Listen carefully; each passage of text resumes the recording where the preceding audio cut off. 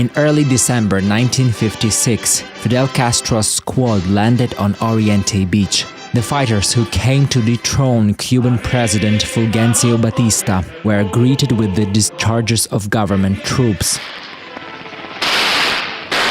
With great losses, the guerrillas broke through the enemy's lines and hid in the mountains of Sierra Maestra. Only 20 out of almost 100 people managed to survive. They were the ones to start the Cuban Revolution. However, a handful of poorly armed, tired men didn't have a chance against the government troops. That is why the arrival of American journalists in 1958 was fateful for the rebels. In their reportages, they turned the Castro gang into a squad of brave revolutionaries. I told them about myself, that I'm a journalist working for a well-known TV channel and writing for the New York Times. Castro asked me what people think about the revolutionary movement in Cuba. I answered that few Americans know about you and that I came to Sierra Maestra Mountains to tell your stories. I was astonished by the informal atmosphere of our conversations. Media support was the straw that saved Castro and brought him fame. Self-promotion helped him fulfill his dream. On January 1st, 1959, the rebels seized Havana. The last street fights continued here and there. Fidel triumphantly drove into the city in his combat truck. The capital of Cuba was gripped by debacles and a hunt for supporters of the fallen Batista regime.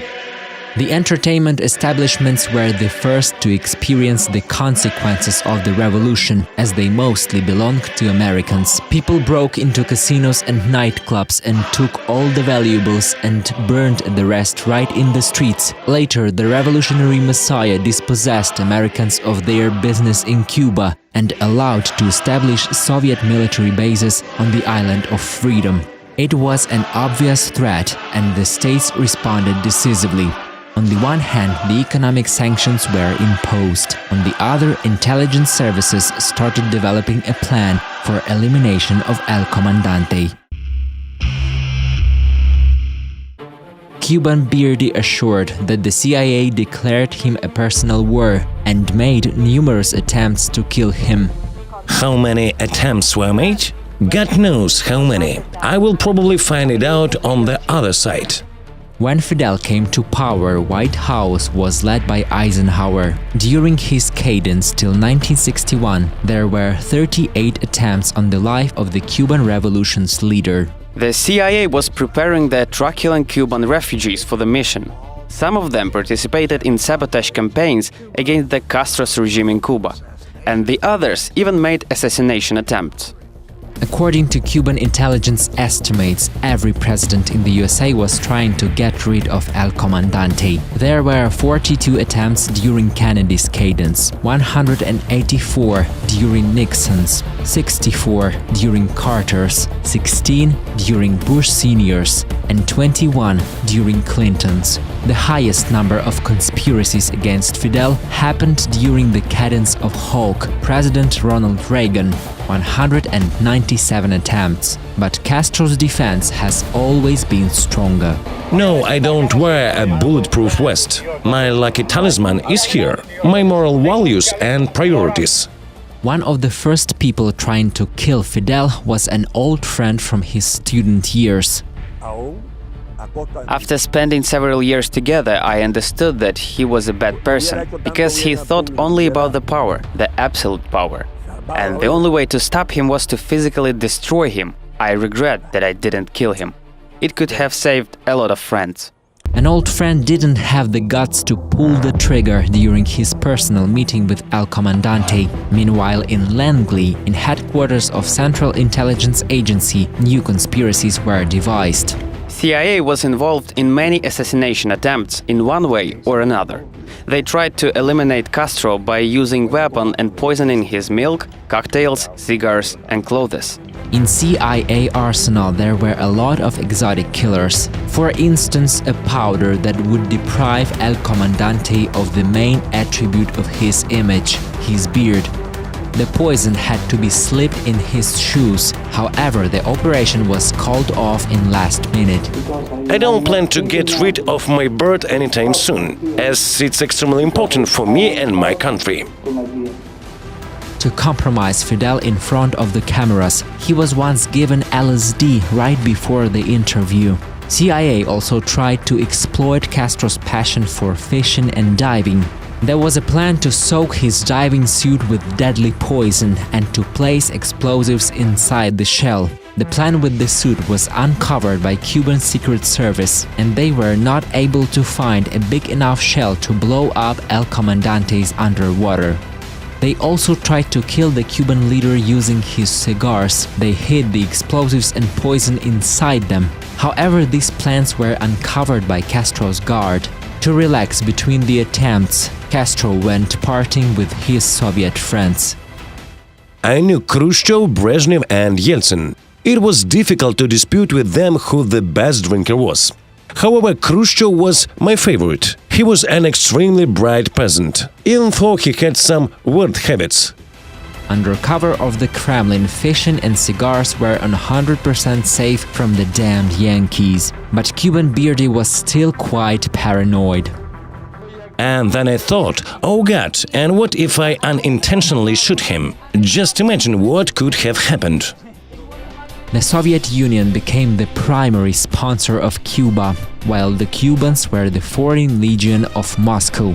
The soldiers from the Island of Freedom fought in African Angola, organized communist coups all around Latin America, and helped to preserve the communist regime of Allende in Chile. Washington was going insane. The more active was Castro beyond the borders of Cuba, the more intense the CIA conspiracies became. And while ridiculous plans usually failed at the earliest stages, more serious operations sometimes nearly managed to succeed. In the end of 1960s, Castro had to be shot with a bazooka during the mass meeting in Havana. There were 4 people in the group. They changed their mind in the last minute, saying that their escape route was cut off, and if they pulled the trigger, they would end up dead. Nobody wants to be a kamikaze. There should be at least a small chance of survival. In Chile, he was supposed to be killed at a press conference with the help of a weapon hidden inside the camera. In 2000, when Comandante was visiting Panama, he was nearly blown up on the podium. Still, Cuban Secret Service were a step ahead of the assassins. For instance, Castro's agents neutralized 7 bombs before the terrorist attack in Panama.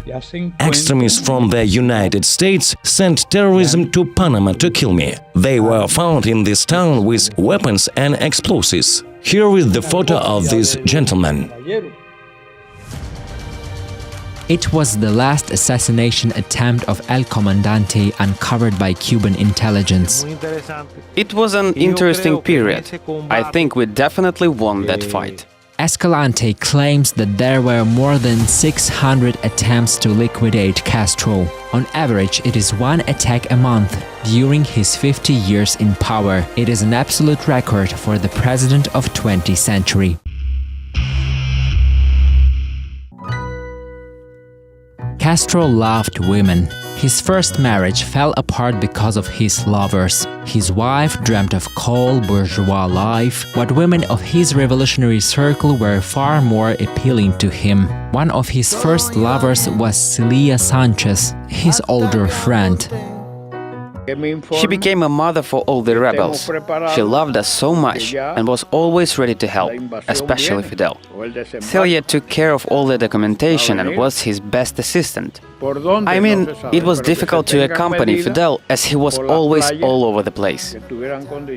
Even in Sierra Maestra Mountains, he got a nickname for his constant romances, El Caballo, a stallion. No doubt CIA agents knew about his passion. To resolve the Cuban issue, they planned to use the pills with a deadly dose of botulin virus. Tiny plastic capsules, really small. They dissolve in liquid and have no taste and smell. Totally undetectable. His ex-lover had to slip it into his drink. Marita Lorenz met Comandante in the beginning of revolution in 1959. Gradually their passion wore off, and the girl ended up among Cuban exiles in the USA.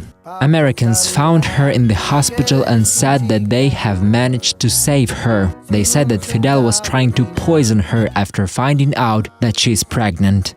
I was recruited by the CIA. They hoped that I hate Castro so much that I could just kill him. She kept the poisonous pills inside the bottle of her hand cream, but the luck was still on the side of the Cuban king.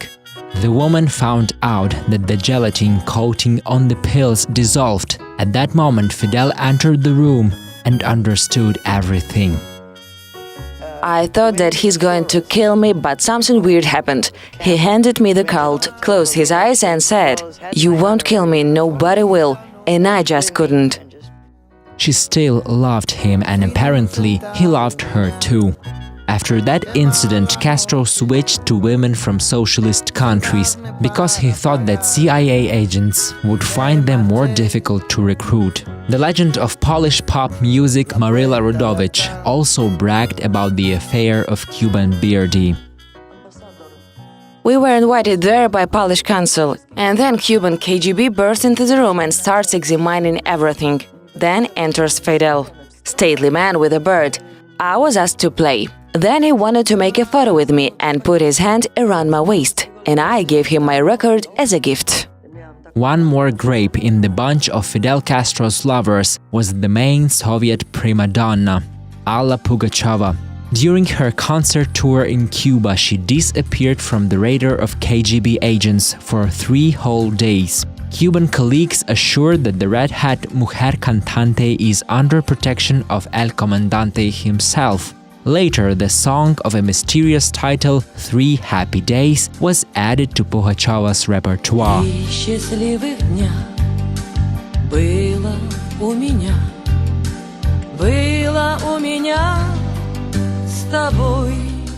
The pearl of Cuban Birdie's rough life was Dalia Soto del Valle.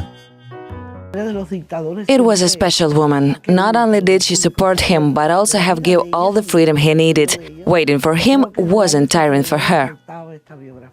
She put up with the wild life of #1 Cuban, gave birth to 5 of his children, and was always around in his last days. Castro's Bolshevist ideas had fatal consequences for the economy of the island. To calm down the waves of discontent, Fidel sought help in propaganda. Once American journalists helped him become famous and win the fight for power. In 1980s, the local press was carving the Messiah-like image of the leader. He was always shown in motion, without the guard that was deliberately cut out of the frame. In 1980s, Fidel got extremely enthusiastic about cattle breeding. He invited experts from Canada to increase the cow milk yield to unprecedented levels. That's how the legend of White Udder, Ubre Blanca, the cow that gave nearly 110 liters of milk in one seed. It is 4 times more milk than produced by the cows in the rest of the world. To take care of rural economy, I should have more information, and it's possible only then I spend most of my time among the farmers. One more propaganda strategy, Raf Comandante still is faithful to his passions, volleyball and basketball. He didn't like football and even made legendary Maradona throw the ball in the basket rather than kick a goal. But Castro's real passion was baseball. His biographers insist that young Fidel was invited to play in professional American Baseball League, but he sacrifices his athletic career for the sake of the revolution. The only thing he wanted was power. His anti-American rhetoric was just a way to gain more popularity. When Hugo Chavez, communist and special forces, became the head of neighboring Venezuela, Fidel was really happy because Chavez was also a baseball fan. Together they put up great shows. After the celebrations, Castro returned to doing what he loved, preaching about apocalyptic revolution and communist heaven. People all around the world are waiting to be liberated, to get rid of the yoke, the oppression imposed on them by the imperialists. These aspirations should be supported to kindle and bring the long-awaited freedom. But Castro's magnetism that once could hold the audience for hours was gradually wearing off. Fidel's health weakened, and so did his dictatorship. At the end of the life, it is difficult to stay a truculent communist, and nearly impossible an atheist.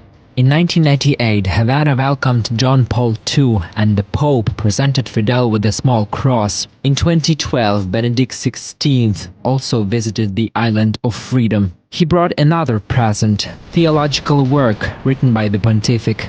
A year before Castro's death, the dictator was visited by the Pope of Latin America. After his meeting with Francis in 2015, Fidel started praying again. However, his coming to terms with the heavenly powers did not change his anti-American rhetoric. Still in 2016, the President of the USA visited the Island of Freedom for the first time in 50 years. I have come here to bury the last remnant of the Cold War in the Americas. I have come here to extend the hand of friendship to the Cuban people. Castro called it an eyewash.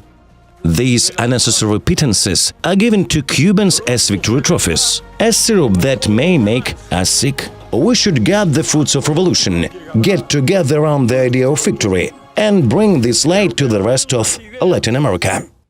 Castro died when he was 91 years old. Cuba was mourning for 9 days. 30 miles away from the coast of the Island of Freedom, the news about the end of Castro's epoch was met quite differently. A little Havana in Miami, the biggest diaspora of Cuban exiles, flooded the streets celebrating. But Comandante's spirit does not plan to rest. In the end of 2017, Washington accused Havana in attempts on diplomats. Workers of American embassy suddenly experienced similar symptoms of weird indisposition and hearing problems. I do believe Cuba is responsible. I do believe that, and it's a very unusual attack, as you know, but I do believe Cuba is responsible, yeah. The spirit of bearded revolutionary won't leave Cuba anytime soon.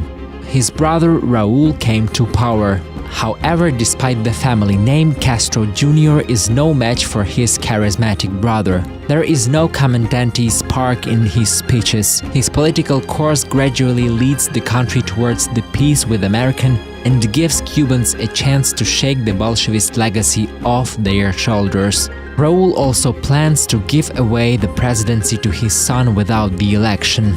Alejandro Espín is already sent on various international meetings and works as a head of Ministry of Internal Affairs. Fidel's nephew is as high as his uncle and looks great in his uniform. It seems like Castro in Cuba may start the first communist dynasty in Latin America.